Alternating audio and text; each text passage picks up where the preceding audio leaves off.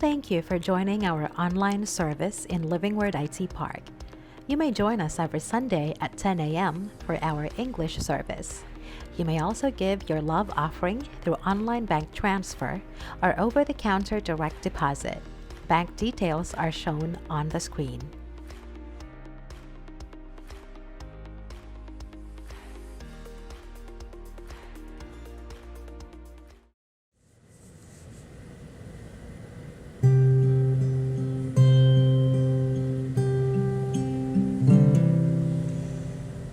Prepare our hearts, oh God. Help us to receive. Break the heart and stony ground. Help our unbelief. Plant your word down deep in us. Cause it to bear fruit. Open up our ears to hear. Lead us in your truth. Show us Christ. Show us Christ. Oh God, reveal your glory through the preaching of your word, until every heart confesses Christ is Lord. Your word is living light upon our darkened eyes. Guard us through temptations, makes the simple wise. Your word is food for famished ones, freedom for the slave, riches for the needy. So come, speak to us today. Show us Christ. Show us Christ. Oh God, reveal your glory through the preaching of your word, until every heart confesses Christ is Lord.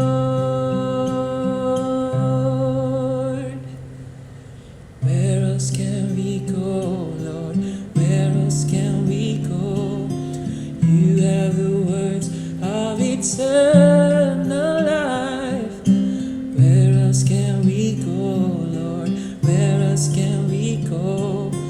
You have the words of eternal life. Where else can we go, Lord? Where else can we go? You have the words of eternal life. Where else can we go, Lord? Where else can we go? You have the words of eternal life. Show us Christ.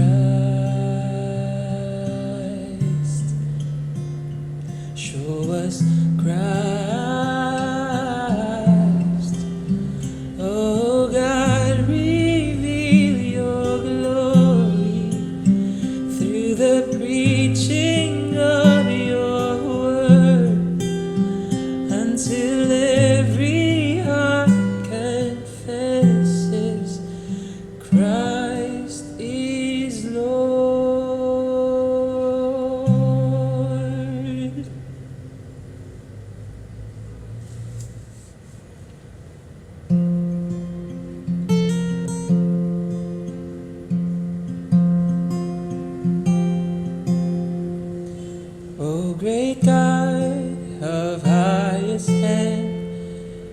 Occupy my lowly heart.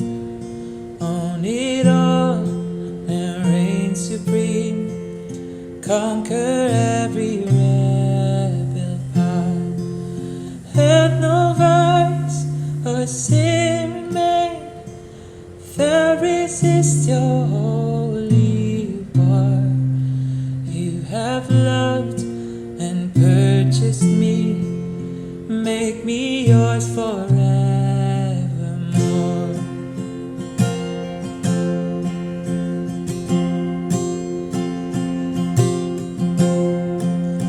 I was blinded by my sin, had no ears to hear your voice, did not know your love within, had no taste for heaven's joys. Then your spirit gave me life, opened up your word to me. Through the gospel of your Son, gave me endless hope and peace.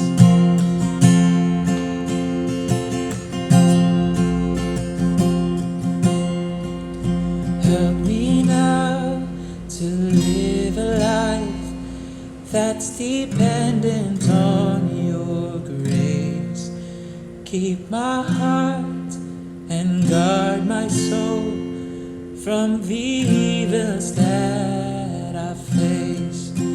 You are worthy to be praised with my every thought and deed. Oh, great God of highest heaven, glorify your name through me. You are worthy to be praised with my every thought and deed. Oh, great God of highest heaven, glorify your name through me. Oh, great God of highest heaven, glorify your name through me.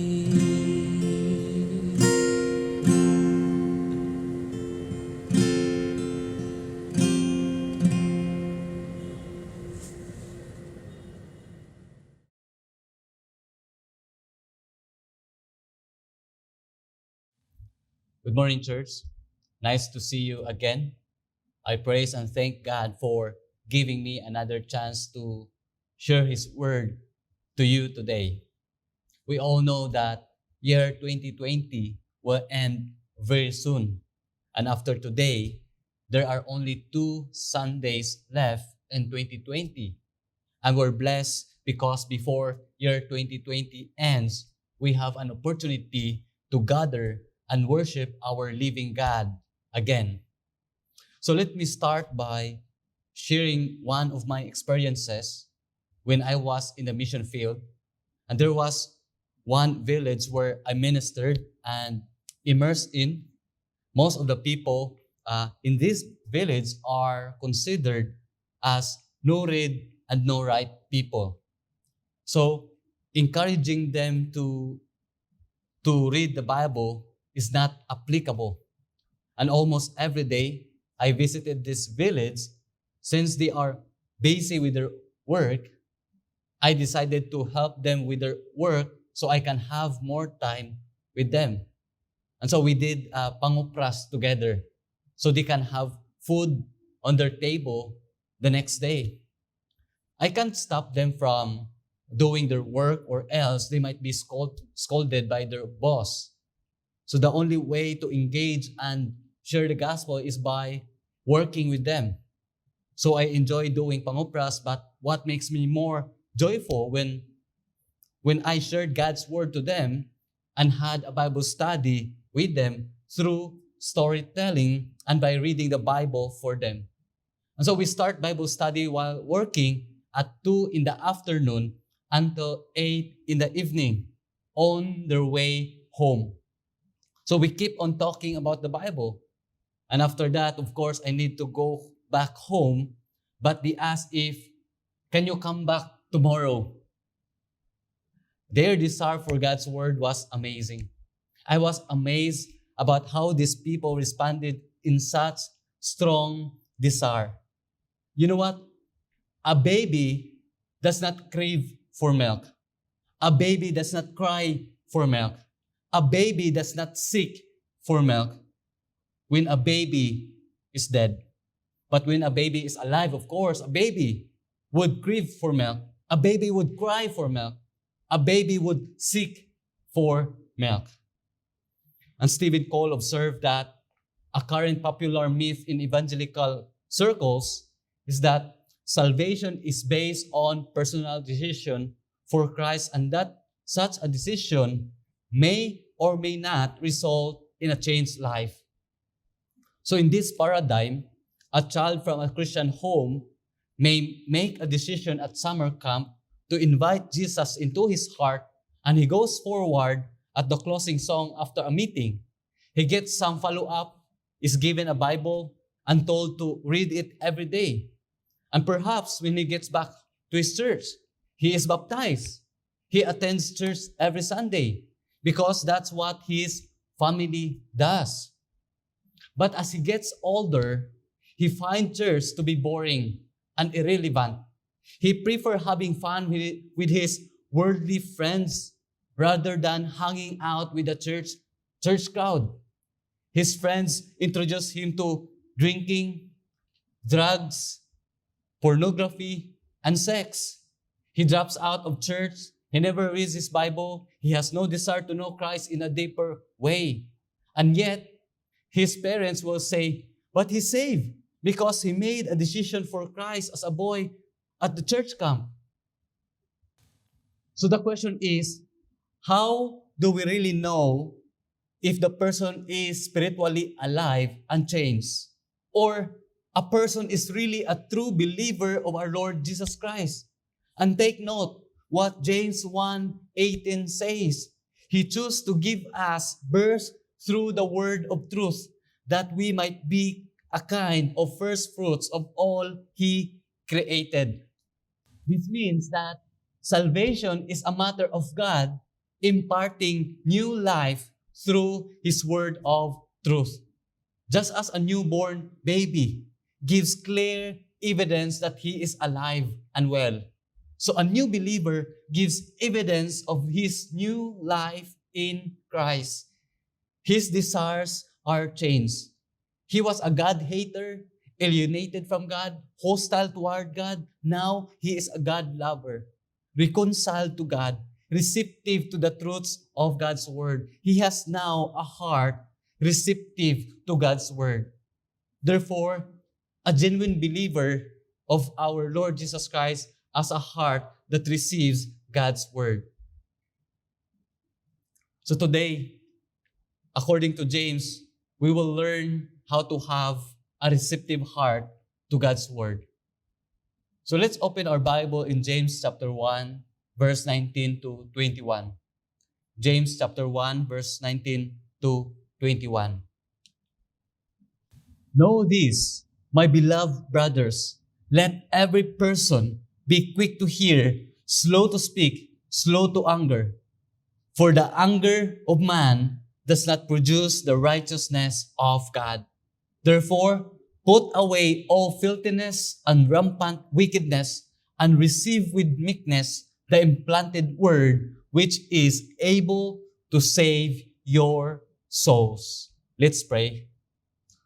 Lord, we thank you for today, for this wonderful opportunity you've given to us, Lord. Again, this wonderful day, Lord, to worship you, to glorify your name, O Lord. And so, Lord, may your name, Lord God, lifted up today as we meditate, as we study your word. And so, Lord, help us to humble ourselves before you, that whatever word, message that comes from you, Lord God, may speaks to the listeners, Lord God, to those people who watch this video, Lord. I pray that you will speak through their heart, Lord God, that they will humble themselves before you, And help us, Lord God, also to receive it heartily in accordance to your will. And so, Lord, whatever we will achieve, Lord, today, we give you all the glory and praise. In Jesus' name, amen and amen.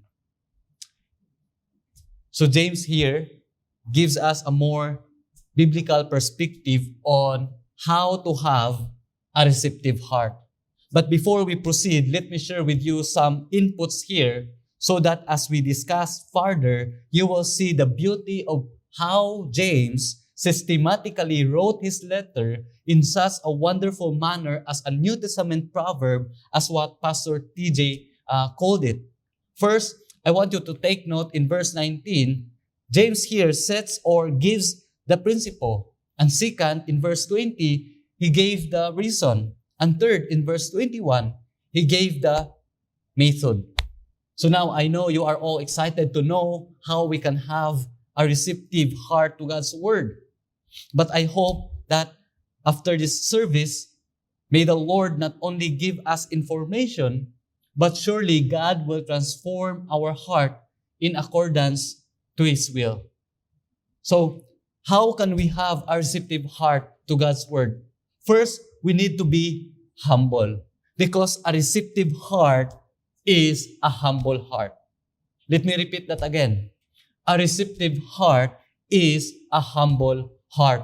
In verse 19 says, "Know this, my beloved brothers, let every person be quick to hear, slow to speak, and slow to anger." So we notice right away that James speaks affectionately to his readers by calling them my dear brothers and sisters. So he was referring them as his fellow believers. And so James here is also calling us his fellow brothers and sisters in Christ, because he deeply cares for them and want them to grow in their faith and wanting them to remain faithful. And so are we. This instruction is a heartfelt and was intended to help the early Jewish believers. So James wants their behavior and our behavior to model Christ's likeness. Then, James says, "Know this." Wow, that should get our attention. Some other translations say, "Understand this," or "Take note of this." James wants his readers to pay attention. He wants them to pay attention to this specific statement that let every person be quick to hear, slow to speak, and slow to anger. And James is giving the readers of his letter a biblical principle to abide. And James is saying, brethren, if we get this right, if we could avoid nearly all conflict as a church, as a body of Christ, if we tried to listen first, if we were careful before we spoke, if we were slow to become angry, so much conflict in churches could have been avoided. Now, what James wants his readers to know is not only to wisdom to understand, but wisdom to apply what they hear amidst trials and temptation. Because we may respond to trials by complaining about them and becoming angry over them. So James advised his readers to remain silent and calm and listen submissively to the word of God. Many people have observed that we have 2 ears and 1 mouth, which ought to remind us to listen twice as much as we speak. Apparently, Zeno of Citium, the founder of Stoicism, is the oldest known source of this observation. The rabbis also noted that our ears are open and exposed, whereas our tongue is walled in behind the teeth and lips. And moreover, Moutier said, the great talker is rarely a great listener, and never is the ear more firmly closed than when anger takes over. So to apply what James was instructing to them and to us, we need humility. Because when we are humble, when we think of others more than ourselves, we will speak less. We will listen more, and we will become angry less frequently.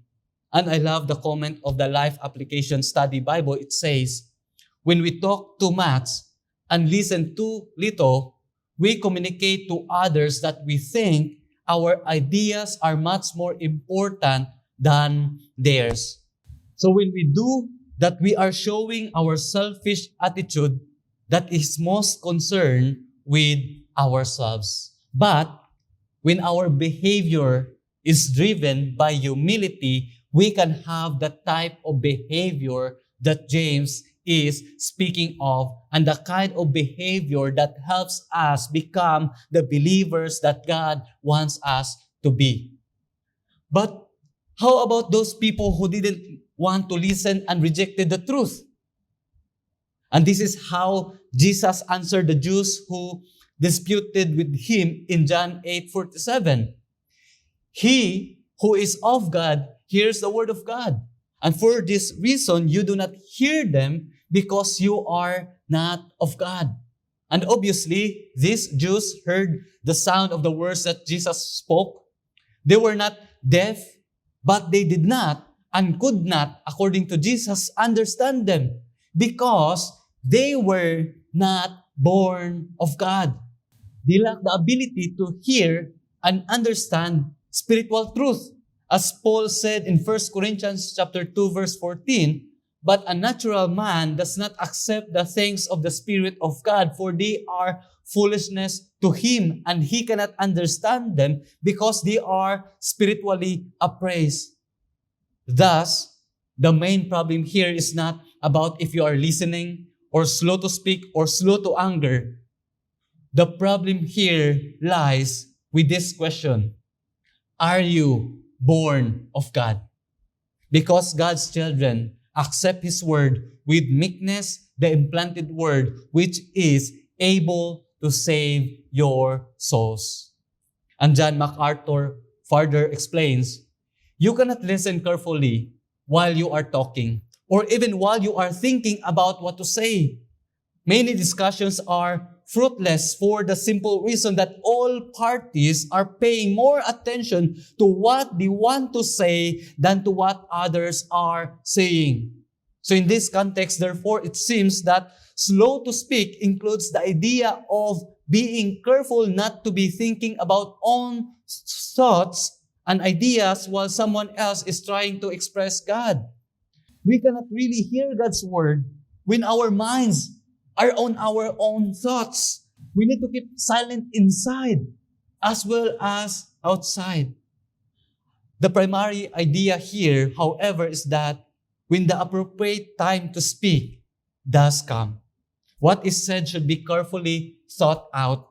So when we speak for the Lord, we should have the grievous concern that what we say not only is true, but is spoken in a way both edifies those who hear and honors the Lord in whose behalf we speak.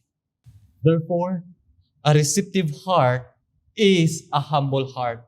We must receive the word of God with meekness. We must be as a child before God our Father. We must be humble, gentle, quiet, and attentive in listening to the word of God. We must sit and listen with an open heart, ready to hear exactly what our Father says. And the person who sits before God like this discover a most wonderful thing. And take note, the word implanted. It means to implant, to be born within. So when a person listens and hears the word of God, it is planted within his heart and life. And God's word is being born within his heart, and the man hears exactly what God is saying. And the word of God is born within his heart and his life, and that the person's soul is saved.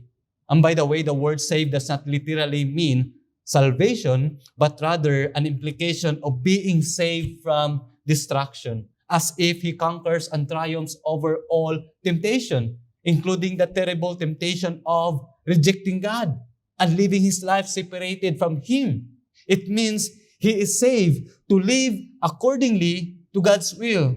So therefore, when all we do is speak, we create a vacuum that is empty of the tools and precepts necessary to handle life and trials. And thus, we become frustrated and angry, as the Jews were at this time. So this is the first preparation that a person must make. To have a receptive heart is to have a humble heart. And James gives us a really good reason why we should focus on these things. Second, we need to guard our heart, because a receptive heart is a guarded heart. In verse 20 says, "For the anger of man does not produce the righteousness of God."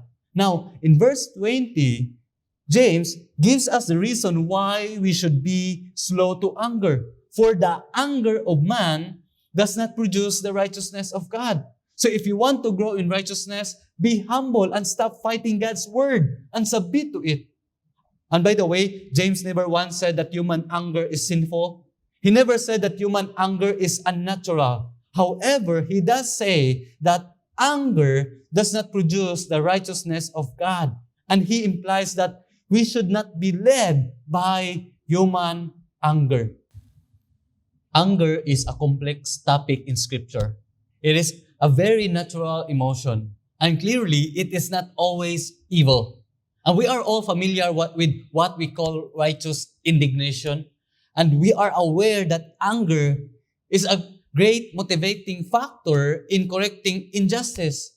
And that's why it is important to note that the specific kind of anger James is denouncing here, he calls it man's anger, as opposed to God's anger or righteous indignation. Man's anger, he says, does not bring about the righteous life that God desires.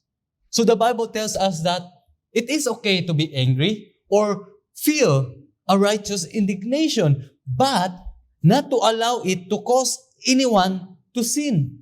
I remember the story about Jesus, that Jesus saw his house of worship and prayer turned into a market and modeled to us the correct way to channel our hostility in fervent action.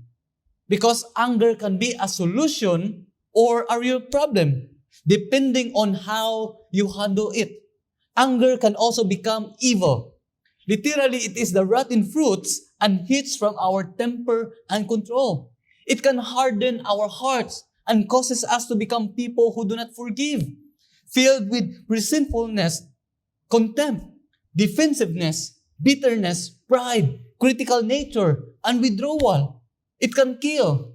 It can cause wars, hatred, and it can destroy relationships and society and put an end to our effectiveness in reflecting Christ's likeness character. You know, there was a battered child who grew up from a gambler, full of vices, and a poor family.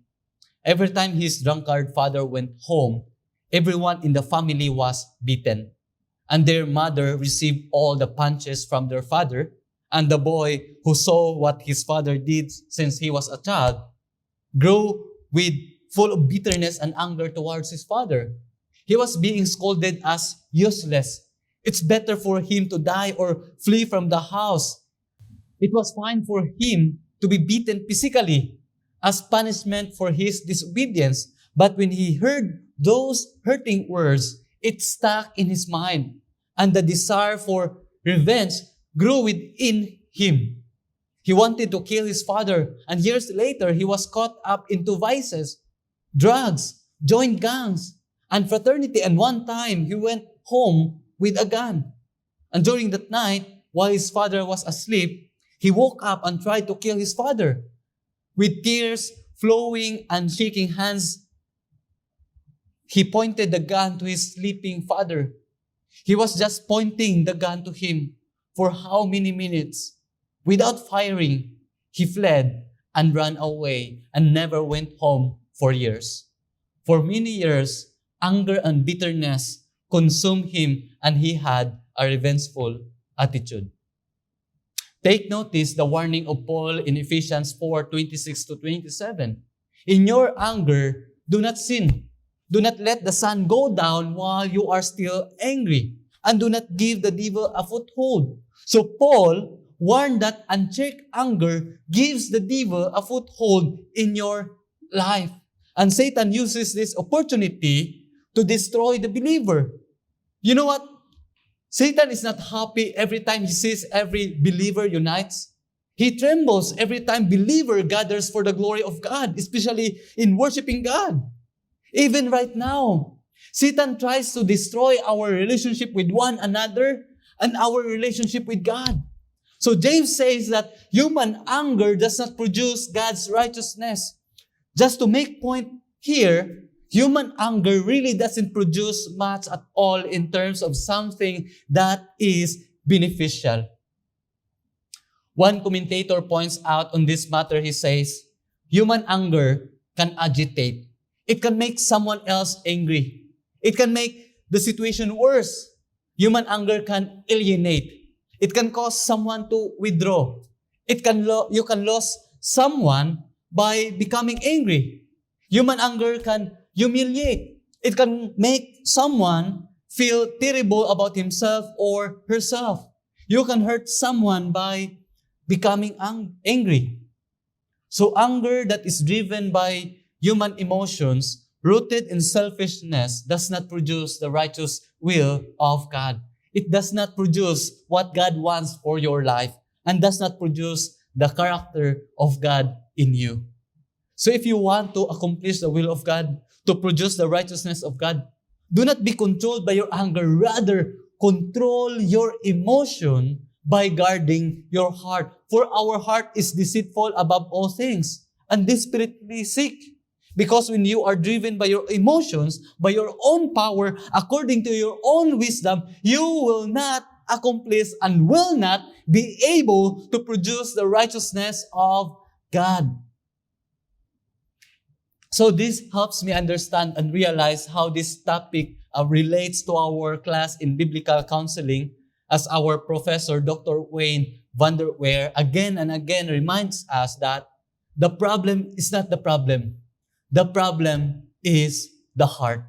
And Paul David Tripp mentioned that beneath the battle for behavior is another, more fundamental, the battle for the thoughts and motives of the heart.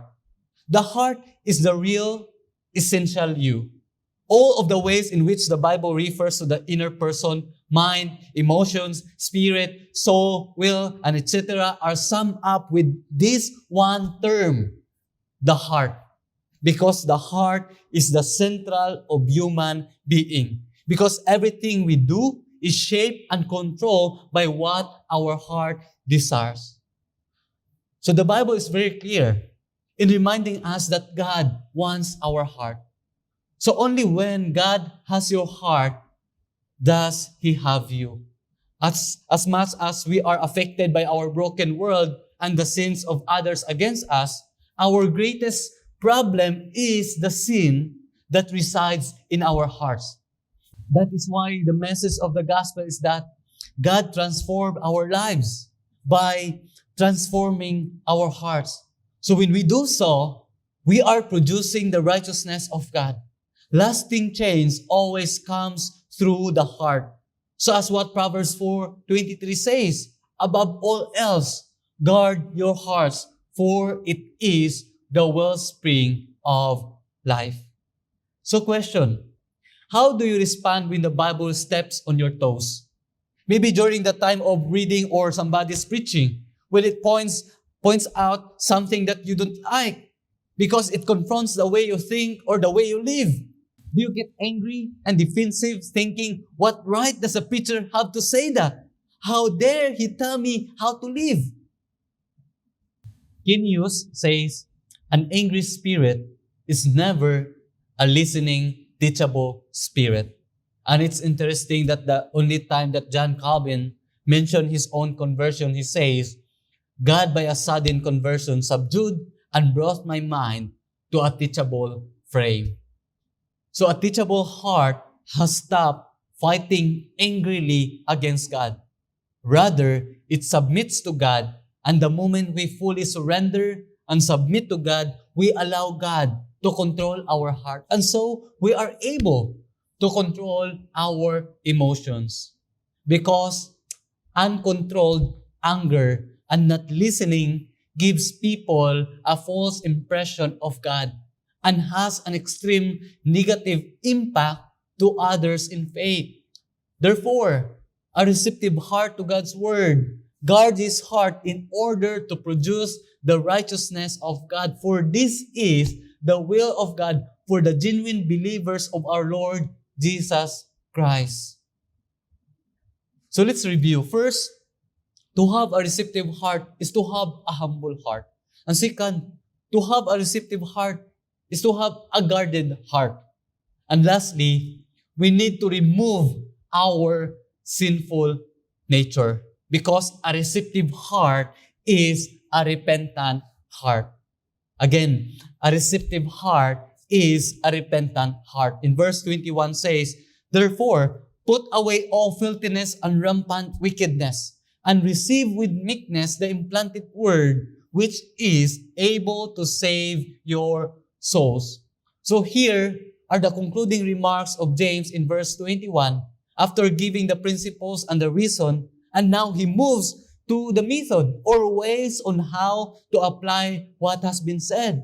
Notice the word therefore. It means for this reason, because this hinders the righteousness of God. As he says in verse 20, because this does not please God. For this reason, put away all filthiness and rampant wickedness and receive with meekness the implanted word which is able to save your souls. By the way, James here somewhat out of context. It sounds like the audience is behaving badly and James is calling them out of it. Beyond that, it sounds like James is speaking or talking to non-believers in this verse and warning them to start believing. And we all know that from the beginning of the chapter, James wrote this letter to the believers scattered out away from the city of Jerusalem.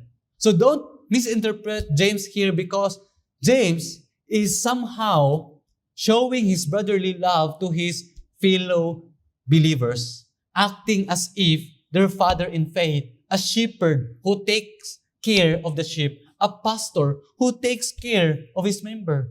So this instruction is really a preventative one because their situation might worsen during trials and temptation.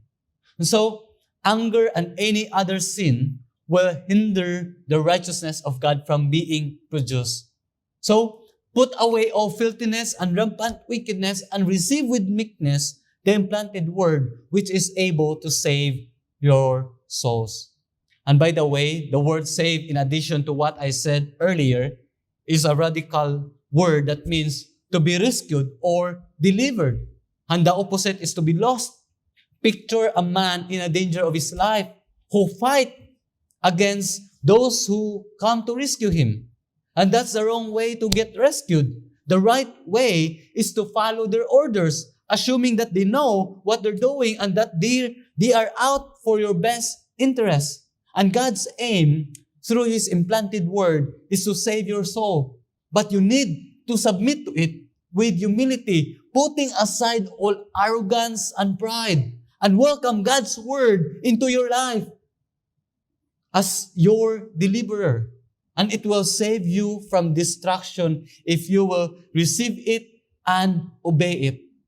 Because, again, we cannot receive the implanted word until you have put off sin. The point is, before the word can produce the righteousness of God, a putting off has to take place. You've got to unload some things.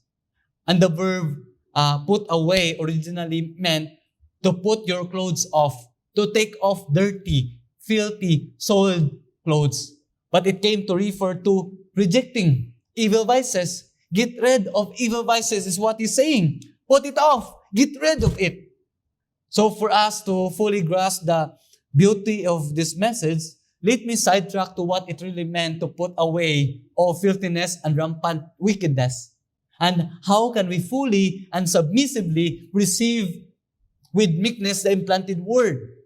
And because again, brethren, that's our struggle. We hardly put away sins. But I hope that this truth would give us a clear understanding so that you will be able to put off or remove your old sinful life. Paul is trying to explain the gospel to people who had a corrupted understanding. Galatians 2:20 says, I have been crucified with Christ. It is no longer I who live, but Christ lives in me. And the life now I live in the flesh, I live by faith in the Son of God who loved me and gave himself for me. So Paul wants us to see the new life we have in Christ through the gift of the Spirit. So it's important to recognize this because many believers think of the cross only in terms of a doorway into relationship with God. And Paul is saying that the cross is that doorway, but it is so much more. And notice also that Paul's focus is not on eternity. Yes, the cross guarantees us an eternity free of sin and suffering with our Lord. But again, many believers tend to think of the cross as an escape route from eternal punishment to eternal paradise. The cross defines our identity and potential to produce the righteousness of God right here and now because we are alive in Christ. And so in relation to this, it is important to keep together Romans 8, 9 to 10. But you are not controlled by your sinful nature. You are controlled by the Spirit if you have the Spirit of God living in you. And remember that those who do not have the Spirit of Christ living in them do not belong to Him at all. And Christ lives within you. So even though your body will die because of sin, the Spirit gives you life because you have been made right with God. So according to Paul, Christ indwells in us through the person of the Holy Spirit. He gives us a new heart, a new power to live out as an entirely new person. So let's consider three main elements of Paul's statements here. By the way, the points are adapted from the book How People Change by Paul David Tripp and Timothy Lane, as what I learned from our biblical counseling study. These three redemptive truths. First, the redemptive fact that says, I have been crucified with Christ. And Paul is saying that something more than that Christ was crucified for him or that the cross of Christ benefits him. He is saying that when Christ was crucified, he referred to Paul, was crucified as well. So when Jesus died physically, Paul and all believers died spiritually. And Paul sees himself so united to the death of Christ that he can say, it is no longer I who live. And Paul is saying that the changes inside him are so basic to who he is as a human being that it is as if he no longer lives. Yes, he is still Paul, but because of his death in Christ, he is a Paul who utterly different at his core. So when you grasp this, the fundamental nature of this change within you as a believer, you will begin to grasp your potential. You are not the same as you once were. You have been forever changed. You no longer live under the weight of the law or the domination of sin. Christ's death fulfilled the law's requirements and broke the power of sin. So you do not have to give in to sin. You can live in new ways amid the same old situations. Because when Christ died physically, you died spiritually. And this constitutional change is permanent. You are now a new person with a new heart by what Christ did on the cross of Calvary. And second, the present reality. But Christ lives in me. It is not enough for Paul to say that the death of Christ made him new. He says that when he died, the old Paul was not replaced with a new and improved version of Paul, but with Christ himself. He's not simply saying that the new Paul is better at controlling the sin in his heart. He is saying that where sin once controlled, Christ now rules. Our hearts, once under the domination of sin, are now the indwelling place of Christ, the ultimate source of righteousness, wisdom, grace, power, and love. And our heart is new because Christ lives in there. Our heart is alive because Christ lives there to give it life, and now able to respond to life new ways, liberated by the gracious rule of Christ. And lastly, the result of daily living. As what it says in verse 20, and the life I now live in the flesh, I live by faith in the Son of God who loved me and gave himself for me. So here, Paul drives home the present benefits of Christ living in our heart. We live by a new principle, not the old principle of sin and death, but the new principle of the power and grace of Christ who now resides in us. So we no longer live based on our assessment of what we possess in strength, character, and wisdom. We base our lives on the fact that because Jesus lives in us, we can do what is right in desire, thought, word, and action, no matter what specific blessings or sufferings we face. Our potential in Christ. So when we really believe this and live it out, we start to realize our potential as children of God. As what James 1:18 says, of His own will, He brought us forth by the word of truth, that we should be kind of first fruits of His creature. Brethren, we all bring baggage from our old way of life into the Christian life. And usually, we're blind too much of it. We don't realize that we're displeasing God by our thoughts, our words, and our action. So as we begin to read God's Word, it convicts us of areas that we didn't even know were sin.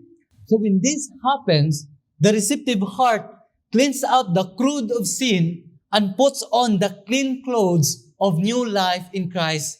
So if you don't do this, the crude will prevent you from growing as a Christian. Therefore, the cross must be the central because it defines who you are becoming, and who you will be. And this message reminds us to receive God's words heartily because it saves our soul, knowing that a receptive heart is a humble heart. A receptive heart is a guarded heart. A receptive heart is a repentant heart. And so let me end by continuing the story about the boy I shared to you earlier. And after high school, he decided to escape from his father's presence and work to the city where he worked in the restaurant. And after a few months, he was caught up into drugs. But before he decided to escape from his father, and one time this boy heard the gospel when he was in third year high school. And that moment, he surrendered and accepted Jesus Christ as Lord and Savior. But he was still living in sin. So as years went by, he escaped and was caught into many vices and addiction. He experienced a very crucial part of his life where he was almost dead on the streets, beaten by the gang, left alone, and woke up in a hiding place to recover and sent to his hometown. And so he decided to turn to Jesus again, and this time under the shepherding of a youth pastor. And he worked with a missionary couple as a carpenter, gardener, painter, and etc. And just to earn money. And so he decided to study in college because he was surrounded with Christians. He was influenced by the pastors and missionaries and decided to study in Bible school. Not to become a pastor, but to know more about God, as if the Bible school was his rehab center. So even though he's a Bible school student, the anger and bitterness and resentfulness were still at work in his life. So while he was in the mission field, that anger made him unable to serve God fully at its best. But he was rebuked by the word of God in Ephesians 4:26-27. It says, "In your anger, do not sin. Do not let the sun go down while you are still angry. And do not give the devil a foothold. So he wants to free himself from slavery of anger and live fully for the glory of God. And month of February, he decided to go home and met his father. And on his way to the house of the missionary couple, he saw his father from afar, ran to him and hug him. For the first time in his life, he hugged his father. And that boy was me. I brought that anger for how many years, not knowing that I gave the devil a foothold in my life that destroyed me entirely as a person. But the moment I release forgiveness, that kind of life, what James, Paul, and Jesus or God is speaking of, now all I can say, glory to God. I am now free. So maybe some of you here right now struggle or maybe was caged in anger and bitterness in your heart. I tell you, releasing forgiveness is not automatic. It takes time. It's a process. But let me remind you what Ephesians 4:26-27 says. In your anger, do not sin. Do not let the sun go down while you are still angry, and do not give the devil a foothold. If you're not able to forgive someone who hurt you, or by hurting someone, it will pile up until it will consume you as if there's no way out. There's no way out. Then you allow the devil or Satan to take control of your life. Church, as a believer or a children of God, James here reminds us that anger does not produce the righteousness of God. Therefore, put it off. Get rid of it. So friends, if you are listening right now and wants to be free from bitterness, anger in your heart, let's take a few moments or minutes to pray and ask the Lord, the Spirit of God, to speak to us and soften our hearts and allow God to remove our old sinful life and to come before Him.